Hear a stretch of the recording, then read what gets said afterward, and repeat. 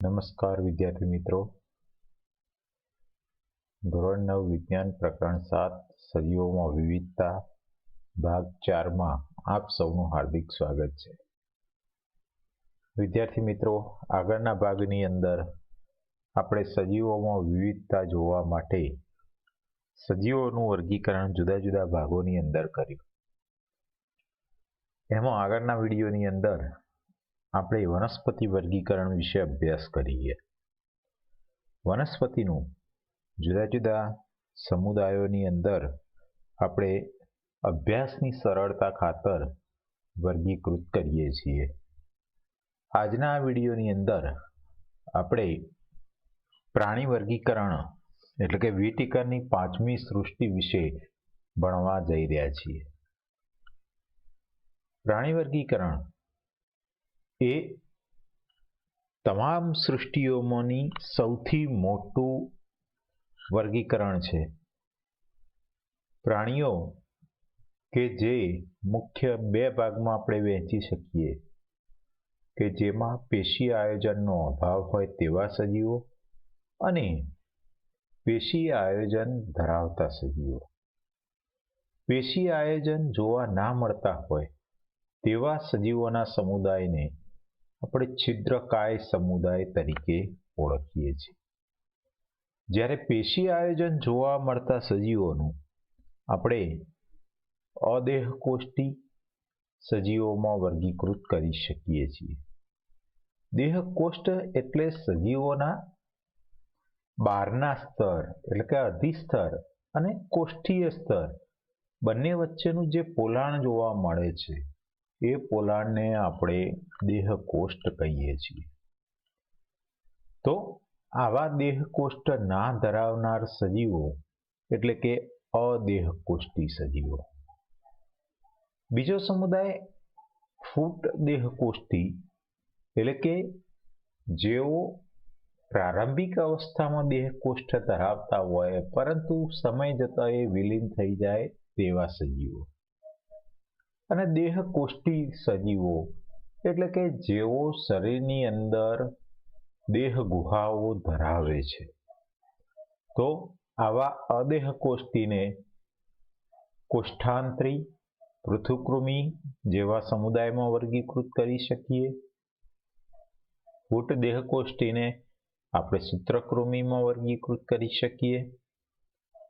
દેહકોષ્ઠી સજીવોમાં જો એક જ કોષમાંથી મધ્ય ગર્ભસ્તરનું નિર્માણ થતું હોય એવા સજીવો અલગ અને અંતઃગર્ભસ્તરમાંથી દેહકોષ્ઠનું નિર્માણ એક કોથળી સ્વરૂપે થતું હોય તેવા સજીવો આપણે અલગ પાડીએ. તો એક જ કોષમાંથી જો મધ્ય ગર્ભસ્તરના કોષોનું નિર્માણ થતું હોય એવા નુપુરક, સંધિપાદ અને મૃદુકાય સમુદાયમાં આપણે વહેંચી શકીએ. જ્યારે અન્ય મેરુદંડી અને અમેરુદંડી સજીવોમાં આપણે વર્ગીકૃત કરી શકીએ. મિત્રો, મેરુદંડ એટલે બીજા શબ્દોમાં આપણે કહેવું હોય તો કહી શકીએ કરોડ સ્તંભ. કરોડ સ્તંભ જો સુવિકસિત હોય તો એવા સજીવો મેરુદંડી સજીવો છે. જો કરોડ સ્તંભ સુવિકસિત ના હોય તો એવા સજીવોને આપણે અમેરુદંડી સજીવો તરીકે ઓળખીએ. જેમાં સૂળ ત્વચી સમુદાય આવે. મેરુદંડીમાં પ્રમેરુદંડી અને પૃષ્ઠવંશી એટલે કે જેમાં મેરુદંડ કરોડ સ્તંભમાં રૂપાંતર પામ્યો હોય તો એને આપણે પૃષ્ઠવંશી તરીકે ઓળખીએ છીએ. પૃષ્ઠ એટલે પીઠ ધરાવતા સજીવો. પૃષ્ઠવંશી સજીવોના જુદા જુદા વર્ગોમાં આપણે વહેંચી શકીએ. મત્સ્ય, માછલી, ઉભયજીવી એટલે કે પાણીમાં અને જમીન ઉપર રહેનારા, સરીસૃપ એટલે કે પેટે ઘસડાઈને ચાલનારા સજીવો, વિહગ વર્ગના સજીવો એટલે કે હવામાં ઉડવાવાળા સજીવો અને સસ્તન સજીવો એટલે કે જે બચ્ચાને જન્મ આપે છે.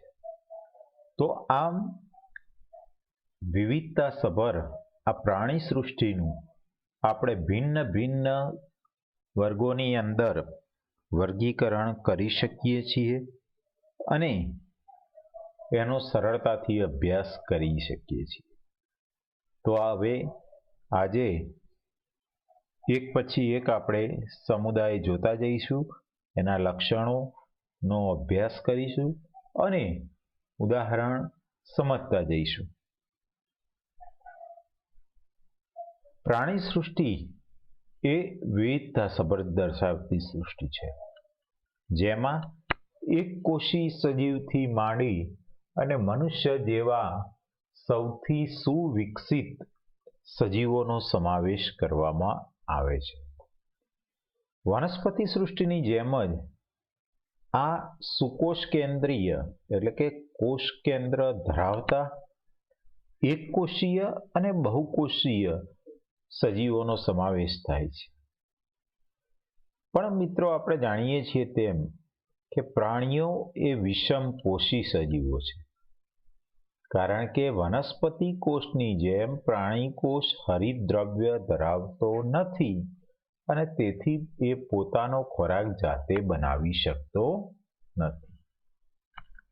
બીજો અગત્યનો તફાવત કે પ્રાણી કોષ એ વનસ્પતિ કોષની જેમ સેલ્યુલોઝની બનેલી કોષ દિવાલ ધરાવતા નથી. એટલે કે આ પ્રકારના કોષોમાં કોષ દિવાલ જોવા મળતી નથી. અને મોટા ભાગના સજીવો એ આહાર માટે પ્રચલન કરતા હોય છે, એટલે કે એક જગ્યાએથી બીજી જગ્યાએ જતા હોય છે. તો આવી વિવિધતાસભર પ્રાણી સૃષ્ટિને આપણે જુદા જુદા સમુદાયોમાં વર્ગીકૃત કરી છે. તો વારાફરથી આપણે સમુદાયોનો અભ્યાસ કરીએ. સૌ પહેલો સમુદાય આવે છે છિદ્રકાય, જેને સછિદ્ર એટલે કે પેરીફેરા સમુદાય તરીકે પણ ઓળખવામાં આવે છે. મિત્રો, નામ ઉપરથી જ આપણને ખ્યાલ આવી જાય, પેરીફેરા અથવા તો સછિદ્ર એટલે કે છિદ્રયુક્ત સજીવ. જે સજીવના શરીર છિદ્રોના બનેલા હોય છે એવા સજીવો આ સમુદાયની અંદર સમાવેશ કરવામાં આવે છે. એનું અગત્યનું લક્ષણ એ સ્થાયી સજીવ છે. સ્થાયી સજીવ છે એટલે પ્રચલન કરતો નથી. એ જે આધાર ઉપર આવેલો હોય એ આધાર ઉપર ચોંટીને રહે છે અને પોતાનું જીવન ગુજારે છે. એમનું શરીર છિદ્રોયુક્ત છે, એટલે કે કાણા કાણા આવેલા હોય છે અને જે નલિકાવાળા તંત્ર સાથે જોડાયેલું હોય છે. અહીંયા મિત્રો આકૃતિની અંદર તમે ભિન્ન ભિન્ન પ્રકારની રચનાઓ જોઈ શકો છો અને એ રચનાના આધારે આપણે કહી શકીએ કે આ છિદ્રોમાંથી પાણી, ઓક્સિજન અને ખોરાકનું વહન આપલે કરવાની ક્રિયા થતી હોય છે. આ પ્રકારના સજીવોના શરીર બહારથી કઠણ આવરણ આવેલું હોય છે અને બહાર કંકાલથી રક્ષાયેલું હોય છે. અને મોટા ભાગના આ સમુદાયના સજીવો દરિયાઈ નિવાસ સ્થાન ધરાવે છે, એટલે કે સમુદ્રમાં આવેલા હોય છે. તો મિત્રો, આ એની ખાસ અગત્યની લાક્ષણિકતાઓ છે. ઉદાહરણ તરીકે સ્પોન્જીલા, જેને આપણે વાદળી તરીકે ઓળખીએ છીએ અને જે સમુદ્રમાં બહોળા પ્રમાણમાં મળી આવે છે. એવી જ રીતે યુપ્લેક્ટિયા એ પણ એક સમુદ્રી જીવ છે કે જેનું બાહ્ય કંકાલ ચૂનાનું પડ આવેલું હોય છે અને રક્ષાયેલું જોવા મળે છે.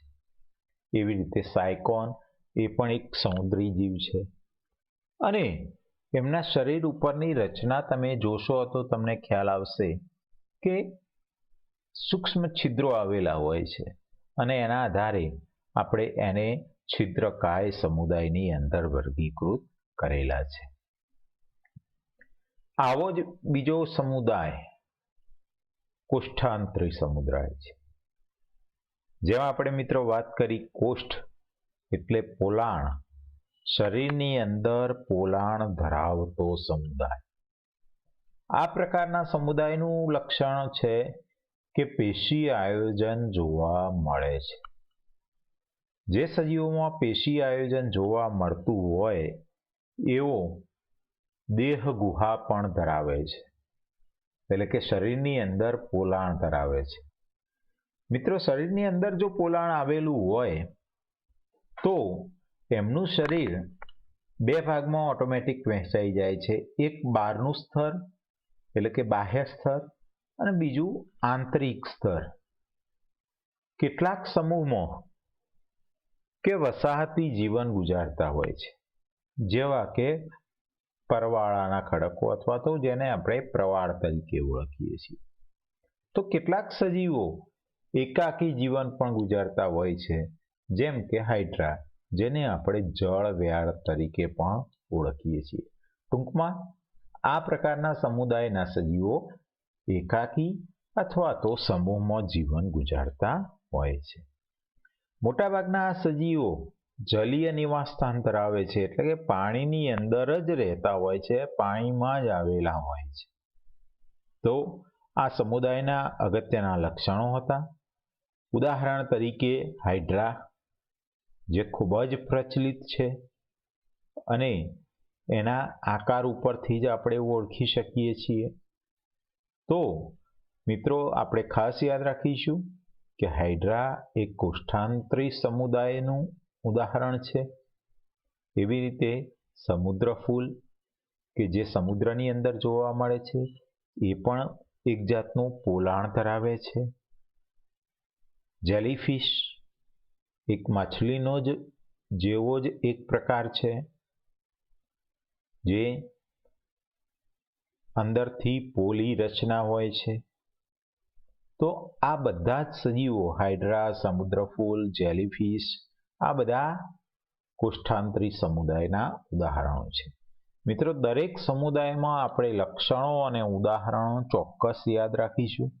અહીંયા રંગબેરંગી ચિત્રો આપણે એટલા માટે જ મૂકેલા છે કે જેથી કરીને તમને એનો આકાર સરળતાથી યાદ રહી જાય. ત્રીજો સમુદાય છે પૃથુકૃમિ સમુદાય. પૃથુ એટલે અત્યંત સૂક્ષ્મ, કૃમિ એટલે જંતુ. આ સમુદાયના લક્ષણોમાં દ્વિપાર્શ્વ સંમિતિ ધરાવે છે.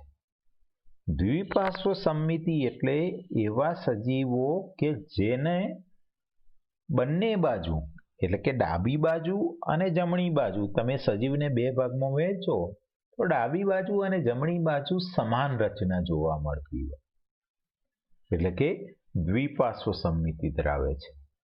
બીજું અગત્યનું લક્ષણ ત્રિગર્ભ સ્તરીય છે. સાચી કે વાસ્તવિક દેહ ગુહાનો અભાવ જોવા મળે છે. જેમ કોષ્ઠાંતરી સમુદાયમાં કોષ્ઠ એટલે કે દેહ ગુહા જોવા મળતી હતી, અહીંયા દેહ ગુહાનો અભાવ હોય છે. શરીર, એના નામ ઉપરથી જ મિત્રો આપણને ખ્યાલ આવે કે પૃથુ એટલે ચપટું. ચપટું કૃમિ, જેને આપણે પૃથુકૃમિ તરીકે ઓળખીએ છીએ. આ પ્રકારના સજીવો મુક્તજીવી કે પરોપજીવી હોઈ શકે છે. ઉદાહરણ તરીકે મુક્તજીવીમાં પ્લેનેરિયા અને પરોપજીવી બીજા ઉપર આધાર રાખીને જીવન ગુજારતા હોય એવા કૃમિ એટલે યકૃત કૃમિ, કે જે મનુષ્યના યકૃતમાં જીવન ગુજારે છે. ઉદાહરણ તરીકે અહીંયા મિત્રો જુઓ, તમે આકૃતિ જોશો એટલે તમને ઓટોમેટિક એનો પ્રકાર અને નામ યાદ રહી જશે. પ્લેનેરિયા સજીવ, એવી જ રીતે યકૃત કૃમિ. તમે આકૃતિ ઉપરથી જોઈને યાદ રાખી શકો છો કે એનો શરીરનો આકાર ચપટો છે, દબાઈ દીધેલો હોય વચ્ચેથી એવો છે, અને એટલા માટે જ એને ચપટા કૃમિ કે પૃથુકૃમિ સમુદાયના સજીવો કહે છે. બરાબર. પ્લેનેરિયા, યકૃત કૃમિ અને પટ્ટી કીડો એનું ઉદાહરણ છે. આવો જ ચોથો સમુદાય એટલે કે સૂત્રકૃમિ. પૃથુકૃમિ અને સૂત્રકૃમિ અગત્યનો તફાવત એક જ છે મિત્રો કે પૃથુકૃમિ એના નામ ઉપરથી જ આપણે યાદ રાખી શકીએ કે ચપટાકૃમિ છે, અને સૂત્રકૃમિ, સૂત્ર એટલે સૂતર, જેમ દોરી ગોળ હોય છે એવી રીતે ગોળ આકાર ધરાવતા કૃમિ એટલે સૂત્રકૃમિ, જેને બીજા શબ્દોમાં જેમ આપણે પૃથુકૃમિને ચપટાકૃમિ કહીએ છીએ એવી રીતે સૂત્રકૃમિને આપણે ગોળકૃમિ તરીકે પણ ઓળખી શકીએ છીએ.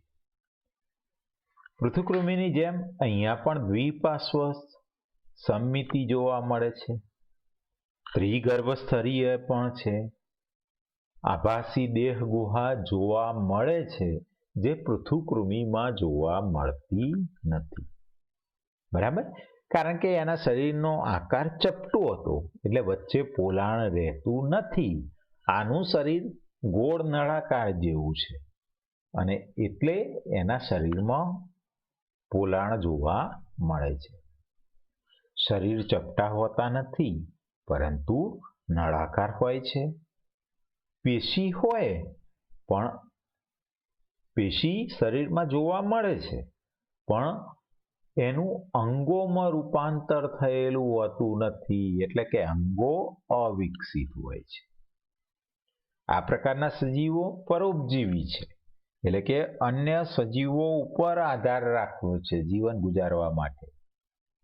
પણ મિત્રો એ અન્ય સજીવોમાં રહીને જીવન ગુજારે છે, એટલે અન્ય સજીવોમાં રોગ કરવા માટે જવાબદાર સજીવો છે. ઉદાહરણ તરીકે કરમિયા મનુષ્યના પેટમાં જોવા મળે છે, નાના બાળકોના પેટમાં જોવા મળે છે. બરાબર, તો એનો આકાર તમે જુઓ, અહીંયા ચિત્રો એટલા માટે જ મૂક્યા છે, આકાર તમે સમજી શકો, દોરી જેવો આકાર છે. બરાબર, એવી રીતે વુકેરેરિયા એ હાથી પગ જે રોગ થાય છે ને, જે મનુષ્યમાં પગ હાથીના પગ જેવો થઈ જાય સૂજીને, તો આ એનું કૃમિ છે કે જે આપણા પગમાંથી કોઈ જગ્યાએ ઘા પડેલો હોય તો એમાંથી શરીરમાં દાખલ થઈ જાય. બરાબર, તો આ બધા સજીવો કે જેમના શરીરનો આકાર ગોળાકાર છે એટલે એને સૂત્રકૃમિ તરીકે ઓળખીએ છીએ. બરાબર, આવો જ પાંચમો સમુદાય નુપુરક સમુદાય. નુપુર એટલે મિત્રો ઝાંઝર. ઝાંઝરમાં જેમ એકબીજા સાથે મણકા જોડાયેલા હોય છે એમ જે સજીવોના શરીર એકબીજા સાથે ગોળાકાર સ્વરૂપે જોડાયેલા હોય એને નુપુરક સમુદાય કહેવાય. બીજા શબ્દોમાં કહીએ તો શરીર અનેક ખંડોમાં વહેંચાયેલા હોય. જેમ ઝાંઝરની અંદર મણકાઓ અલગ અલગ હોય એવી રીતે અહીંયા નાના નાના ખંડોમાં શરીર વહેંચાયેલા હોય જેને નુપુરક સમુદાયના સજીવો તરીકે ઓળખાય છે. અન્ય લક્ષણો તો પૃથુકૃમિ અને સૂત્રકૃમિના સમાન જ છે કે દ્વિપાર્શ્વસ્થ સમમિતિ ધરાવે છે, ત્રિગર્ભસ્તરીય રચના પણ ધરાવે છે, સાચી કે વાસ્તવિક દેહ ગુહા ધરાવે છે. પૃથુકૃમિમાં દેહ ગુહા નથી, સૂત્રકૃમિમાં આભાસી દેહ ગુહા છે અને અહીંયા વાસ્તવિક દેહ ગુહા છે. સૂત્રકૃમિમાં પેશી આયોજન જોવા મળે છે પણ અંગો જોવા મળતા નથી. અહીંયા સાચા અને વિભિન્નતાઓ ધરાવતા અંગો જોવા મળે છે. અંગો હોય એટલે મિત્રો તંત્રનો ઉદ્ભવ થયેલો જ હોય, એટલે પાચન, પરિવહન, ઉત્સર્જન અને ચેતાતંત્ર જેવી રચનાઓ જોવા મળે છે. મોટાભાગે આ પ્રકારના સજીવો જમીન અને પાણીની અંદર રહેતા હોય છે. બંને પ્રકારના પાણી, એ મીઠું પાણી હોય કે દરિયાઈ પાણી, એની અંદર તેઓ જીવન ગુજારતા હોય છે. ઉદાહરણ તરીકે રેતી કીડો, જે મોટા ભાગે આ પ્રકારના કીડાઓ દરિયાકાંઠે રેતીની અંદર મળી આવતા હોય છે. અળસિયું આપણે સૌએ જોયેલું જ છે, શરીર ખંડોમાં વહેંચાયેલું હોય છે. બગીચાની અંદર, ઉકરડાની અંદર, ખેતરની અંદર, માટીમાં આ સજીવ આવેલું હોય છે. જળો એ પણ આપણે બધા સારી રીતે પરિચિત છીએ. ઉકરડાની અંદર, ખેતરની અંદર આ સજીવો જોવા મળતા હોય છે. છઠ્ઠા નંબરની સૃષ્ટિ સંધિપાદ સમુદાય. સંધિપાદ સમુદાય, સંધિ એટલે સાંધા, પાદ એટલે ઉપાંગો. જે સજીવો સાંધાવાળા ઉપાંગો ધરાવે છે, બીજા શબ્દોમાં કહીએ તો શરીર ખંડમય હોય, ખંડોમાં વહેંચાયેલું હોય અને જોડમાં સાંધાવાળા ઉપાંગો ધરાવતા હોય, પેરમાં, તો એવા સજીવોને સંધિપાદ સમુદાય તરીકે ઓળખાય છે. મિત્રો, આ સજીવો પણ દ્વિપાર્શ્વસ્થ સમમિતિ ધરાવે છે, એટલે કે ડાબી બાજુ અને જમણી બાજુ એક સમાન રચના જોવા મળે છે. ત્રિગર્ભસ્તરીય હોય છે. દેહગુહા હોય છે પણ એ રુધિરથી ભરેલી હોય છે, લોહીથી ભરેલી હોય છે. ખુલ્લા પ્રકારનું પરિવહન તંત્ર હોય છે, એટલે કે રુધિર એ નળીઓ એટલે કે રુધિર વાહિનીઓમાં વહેતું નથી, પણ આખું દેહ ગુહા રુધિરથી જ ભરેલી હોય છે. બીજા શબ્દોમાં કહીએ તો મિત્રો, પ્રાણી જગતનો સૌથી મોટો સમુદાય છે. પરીક્ષાની અંદર આપણને પૂછાય કે પ્રાણી સૃષ્ટિમાં સૌથી મોટો સમુદાય કયો, તો એ સંધિપાદ સમુદાય છે. કારણ કે મોટા ભાગના સજીવો એ સંધિપાદ સમુદાયમાં સમાવેશ થાય છે. ઉદાહરણ તરીકે ઝીંગો એટલે કે પેલિમોન, બરાબર, વીંછી એ પણ સંધિપાદ. તમે જે સજીવોના ઉપાંગો સાંધાવાળા, જોઈન્ટવાળા જોવા મળે એ તમામ સજીવો આમાં સમાવેશ થાય છે. કાન ખજૂરો, બરાબર, એવી જ રીતે વંદો. જુઓ મિત્રો, આ બધા જ ઉદાહરણમાં સાંધાવાળા ઉપાંગો છે, પેરમાં છે, અને બંને બાજુ શરીરમાં ડાબી બાજુ અને જમણી બાજુ બંને બાજુ તમને સમાન રચના જોવા મળે છે, એટલે કે દ્વિપાર્શ્વસ્થ સમમિતિ જોવા મળે છે. પતંગિયું, ઘર માખી, ઘરની અંદર જે આપણને માખી જોવા મળે છે. કરોળિયો, બરાબર, મધમાખી, આ તમામ સજીવો કે જેમનામાં દ્વિપાર્શ્વસ્થ સમમિતિ જોવા મળે છે, ત્રિગર્ભસ્તરીય છે, દેહ ગુહા ધરાવે છે, પણ એક જ અગત્યનું લક્ષણ કે આ બધા જ સજીવોમાં રુધિર વાહિનીઓ હોતી નથી. શરીરમાં જે પોલાણ જોવા મળે છે એ પોલાણ રુધિરથી જ ભરેલું હોય છે, બરાબર. એટલે આ તમામ સજીવો સંધિપાદ સમુદાયના ઉદાહરણો છે, જે સજીવ સૃષ્ટિનો સૌથી મોટો સમુદાય છે. 7મા નંબરનો સમુદાય મૃદુકાય. મૃદુ એટલે કોમળ, કાય એટલે શરીર. જે સમુદાયના સજીવો કોમળ શરીર ધરાવે છે. શરીર મૃદુ હોય, નાજુક હોય, કોમળ હોય, જેને મૃદુકાય કહેવાય છે. દ્વિપાર્શ્વસ્થ સમમિતિ ધરાવે છે, ત્રિગર્ભસ્તરીય હોય છે. દેહ ગુહા એટલે કે એમના શરીરમાં જે પોલાણ છે એ નાનું હોય છે, અને મોટા ભાગના સજીવો મૃદુ છે, કોમળ છે, એટલે કુદરતે એમને રક્ષણ આપવા માટે કવચ આપેલું છે. મિત્રો, જેમ આપણો નખ છે, નખની નીચેનું આવરણ કેવું કોમળ હોય છે, પણ કુદરતે એને રક્ષણ આપવા માટે આપણને નખ આપેલું છે કે એ કોમળ ચામડીને આપણે નુકસાન ના થાય. ખુલ્લા પ્રકારનું પરિવહન તંત્ર ધરાવે છે. ઉત્સર્જન માટે મૂત્રપિંડ ધરાવે છે. આ એક મોટો તફાવત છે કે ઉત્સર્જન માટે મૂત્રપિંડ ધરાવતા સજીવો છે. પ્રચલન માટે મૃદુ પગ આવેલા હોય છે. અહીંયાથી મિત્રો તમે જોઈ શકો છો કે એમનામાં ભિન્નતાનું નિર્માણ શરૂઆત થાય છે. એક જગ્યાએથી બીજી જગ્યાએ જવા માટે પગનો વિકાસ થાય છે. ઉદાહરણ તરીકે ઝીંગો એટલે કે પેલિમોન, બરાબર, એ આ સજીવ પણ આ સમુદાયનું સજીવ પણ છે. ઓક્ટોપસ 8 પગ ધરાવતું સજીવ, બરાબર, જે આ સમુદાયનું ઉત્તમ ઉદાહરણ છે.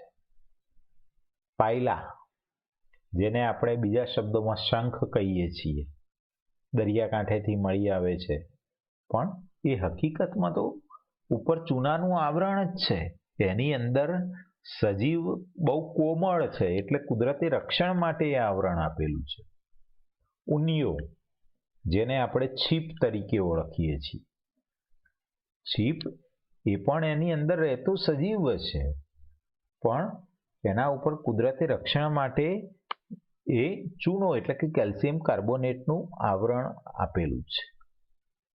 તો આ બધા સરળતાથી આપણને યાદ રહે એવા ઉદાહરણો છે. ઝીંગો, ઓક્ટોપસ, પાયલા, ઉનિયો એ બધા જ મૃદુકાય સમુદાયના ઉદાહરણો છે. 8મો સમુદાય શૂળ ત્વચી સમુદાય, એકિનોડર્મેટા સમુદાય. શૂળ એટલે કે જે સમુદાયના પ્રાણીઓ કંટકીય નલિકામય રચના અને ડર્મા એટલે કે ચામડી, સમુદાયના પ્રાણીઓના શરીરની ચામડી ઉપર કોટા જેવી રચના આવેલી હોય છે કે જેથી એ દુશ્મનો સામે રક્ષણ મેળવી શકે. ત્વચા ઉપર કાંટા જેવી શૂળો, અને એ કાંટા જેવી શૂળો જે દરિયાના પાણીમાં કેલ્શિયમ કાર્બોનેટ એટલે કે ચૂનો હોય છે, એ ચૂનામાંથી બનેલી હોય છે, એટલે કે શૂળ ત્વચી સમુદાય તરીકે ઓળખાય. દ્વિપાર્શ્વસ્થ સમમિતિ ધરાવે છે અને ત્રિગર્ભસ્તરીય હોય છે. વિશિષ્ટ પ્રકારનું જલ પરિવહન નલિકામય તંત્ર છે અને આ તંત્ર પ્રચલન સહાયક છે. એમને એક જગ્યાએથી બીજી જગ્યાએ જવા માટે આ પાણીનું પરિવહન કરવા માટેનું જે નલિકામય તંત્ર છે ને, એ તંત્ર જ એને મદદરૂપ થતું હોય છે. ઉદાહરણ તરીકે પંખ તારા, જેને આપણે બરડ તારા પણ કહીએ છીએ, સમુદ્રની અંદર જ બધા સજીવો રહે છે. સમુદ્ર કાકડી, એનો આકાર કાકડી જેવો છે, પણ એ સમુદ્રમાં મળી આવે છે. એટલે એના જુઓ આકૃતિમાં તમને દેખાશે કે એના ઉપરની આવરણમાં કોટા જેવી રચનાઓ છે. સાગર ગોટા, ગોટા એટલે કે ગોળ રચના છે, સમુદ્રમાં મળી આવે છે. ઉપર સૂળ જેવી રચના છે, જુઓ બહુ સ્પષ્ટપણે મિત્રો આપણે જોઈશું. તારા માછલી, જેને સમુદ્ર તારા તરીકે ઓળખવામાં આવે છે, સ્ટારફિશ તરીકે પણ આપણે ઓળખીએ છીએ, બરાબર, એનો આકાર તારા જેવો છે, એના ઉપર શૂળો આવેલી હોય છે. તો આ બધા જ સમુદાય શૂળ ત્વચીના ઉદાહરણો છે. તો મિત્રો, આજે આપણે 8 સમુદાયનો અભ્યાસ કર્યો. વારંવાર પુનરાવર્તન કરો, આકૃતિઓ જુઓ, એને યાદ રાખો. તમને સરળતાથી લક્ષણો અને એના નામ યાદ રહી જ જશે. સમુદાયના નામ ઉપરથી જ આપણે એના લક્ષણો યાદ રાખવા માટે પ્રયત્ન કરીએ, જેથી કરીને આપણે પરીક્ષામાં ગોખવું ના પડે અને આપણે સમુદાયનું નામ, એના લક્ષણો અને એના ઉદાહરણો આપણે સમજીને યાદ રાખીએ તો આપણે લાંબા સમય સુધી આપણી મેમરીમાં રાખી શકીએ. તો મિત્રો, ફરી મળીશું નવા વિડીયોમાં નવા સમુદાયની વાત સાથે. ત્યાં સુધી રજા આપશો. આભાર.